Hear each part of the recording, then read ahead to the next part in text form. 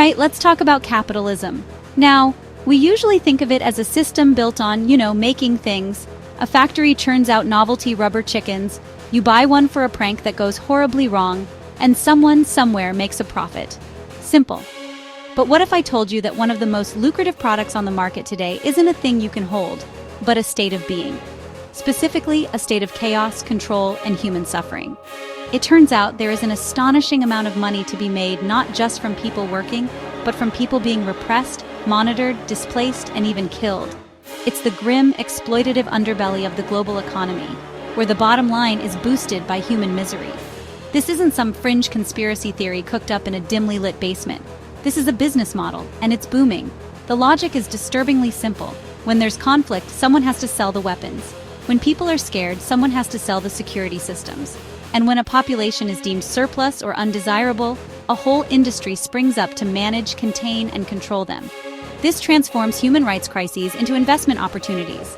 Think of it as the world's most depressing episode of Shark Tank, where the pitches are for more effective tear gas or more efficient border walls, and the sharks are all too eager to invest in the next big thing in subjugation. This business of oppression operates on a global scale, but for a truly masterclass example of how it works, we have to look at the Israeli-Palestinian conflict. This isn't just a tragic, decades-long political and territorial dispute, it's also, for some, a showroom, a laboratory even. For over 75 years, the occupation of Palestinian territories has provided a unique, real-world testing ground for an entire ecosystem of companies. These companies develop technologies of control, from advanced weaponry to invasive surveillance software, all honed and perfected through their daily use against the Palestinian people. It's a grim cycle where suffering is not just a byproduct of conflict, but a key component of the research and development phase. The core idea is that repression itself can be packaged and sold. The very act of controlling a population becomes a marketable skill set. It's a chilling evolution of capitalism where the raw materials are not iron ore or cotton, but fear, instability, and the systematic denial of freedom. This isn't about building a better society, it's about monetizing its breakdown. The profit motive latches onto the worst aspects of human conflict and creates a powerful incentive to not only continue it, but to refine its methods and export them for a tidy profit. It's a system that doesn't just tolerate oppression, it actively invests in it. So, how does this actually work? Well, let's dive into the grim mechanics of the Palestine lab. Israeli companies, both state-owned and private, have become world leaders in the security and defense industry, and their number one marketing buzzword, the ultimate seal of approval, is combat proven. This sounds impressive, like a car that's passed rigorous safety tests.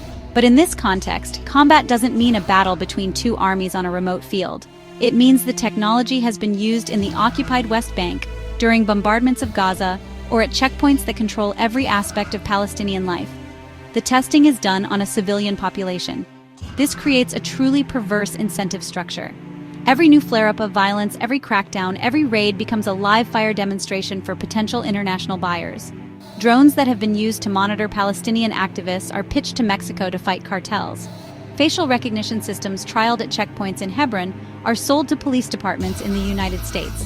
Spyware, like the infamous Pegasus software developed by the NSO Group, was allegedly used against Palestinian human rights defenders long before it made global headlines for targeting journalists and heads of state.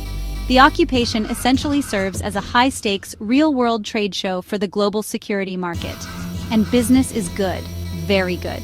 Countries around the world, from authoritarian regimes to democratic nations, are lining up to buy these battle-tested products.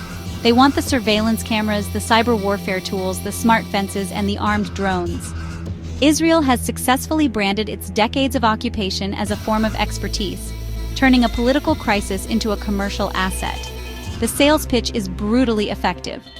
This isn't theoretical. We know this works because we use it every single day to manage a restive population.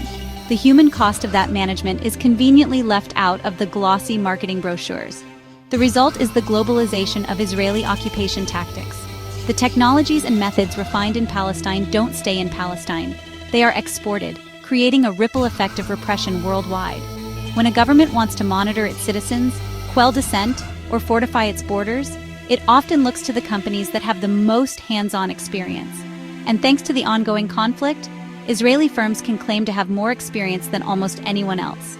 In this way, the oppression of Palestinians becomes a blueprint, a model of control that is then sold and replicated across the globe, piece by profitable piece. Now, this whole enterprise wouldn't be possible without some very powerful friends. We're talking about the big leagues, global finance, and big tech. Major investment firms and banks from New York to London pour billions into defense companies that profit directly from the conflict.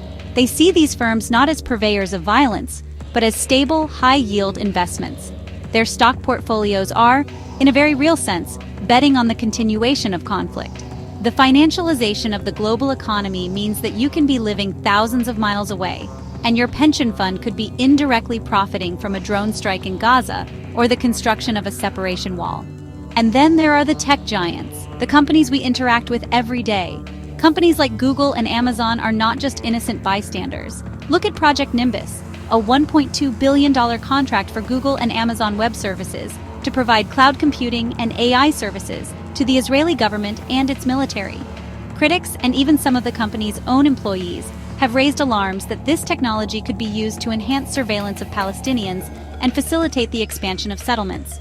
This demonstrates a seamless integration between Silicon Valley and the military-industrial complex, where the same infrastructure that hosts your vacation photos also powers the tools of occupation.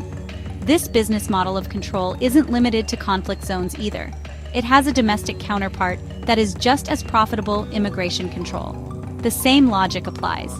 A population, in this case migrants and refugees, is framed as a threat that needs to be managed, and a whole industry has emerged to do just that.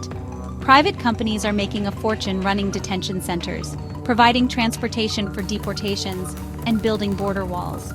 Companies like Elbit Systems, an Israeli defense firm, have leveraged their experience building the wall in the West Bank to win massive contracts to fortify the US-Mexico border.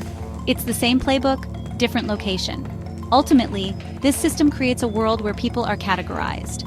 When a population is no longer needed for its labor, it is managed through one of three methods: violent control, incarceration, or, in the most extreme cases, managed abandonment. Gaza is perhaps the most harrowing example of this. With its economy decimated and its people sealed off from the world, it represents a population deemed surplus. The system's response is not to integrate or develop, but to contain and periodically bombard. It's the brutal endgame of a system that sees human beings not as people deserving of dignity, but as assets to be exploited or liabilities to be controlled. Okay, after all that, you would be forgiven for wanting to curl up in a ball and watch 37 consecutive hours of cat videos. And I wouldn't blame you. It is a bleak picture. A global economic system that not only tolerates, but actively profits from human suffering. It seems massive, impenetrable, and frankly terrifying. But, and this is a very important but, it is not the whole story. Because wherever there is oppression, there is resistance. And that resistance is not just happening in Palestine. It's a global chorus of people standing up and saying, no, we will not be your lab rats, your surplus population, or your profit margin. This resistance takes many forms. In Palestine, it's the farmers who replant their olive groves after they've been destroyed. It's the journalists and human rights workers who document abuses, often at great personal risk. It's the artists and poets who ensure their culture and story are not erased. It's the boycott, divestment, and sanctions, or BDS movement, a global nonviolent campaign that puts economic pressure on the system we've been talking about. It's a way for ordinary people around the world to refuse to be complicit, to use their power as consumers and citizens to challenge corporations and governments. And it's having an impact. And crucially, people are making the connections. Dock workers from Oakland to Durban have refused to unload ships carrying Israeli goods, showing solidarity that transcends borders. Tech workers within companies like Google and Amazon are organizing and speaking out against contracts like Project Nimbus, risking their careers to say they do not want their labor used to power oppression. Students on university campuses are demanding their institutions divest from companies complicit in human rights violations. These are not isolated incidents. They are threads in a growing tapestry of global solidarity, recognizing that the struggle for dignity in Palestine is connected to the fight against racism in the US and the battle for workers' rights everywhere. This is where the hope lies. Not in some naive belief that this monstrous system will just crumble on its own, but in the relentless, courageous, and increasingly interconnected actions of ordinary people. The business of oppression thrives on division and despair. It wants us to believe that we are powerless and that its logic is inevitable. But solidarity is the antidote. It's the recognition that our liberation is bound together. The fight for a world where people are valued over profit is long and incredibly difficult, but it is a fight that is being waged every single day by millions of people, united in their demand for a future built on freedom, dignity, and justice for all. And that right there is a story worth investing in.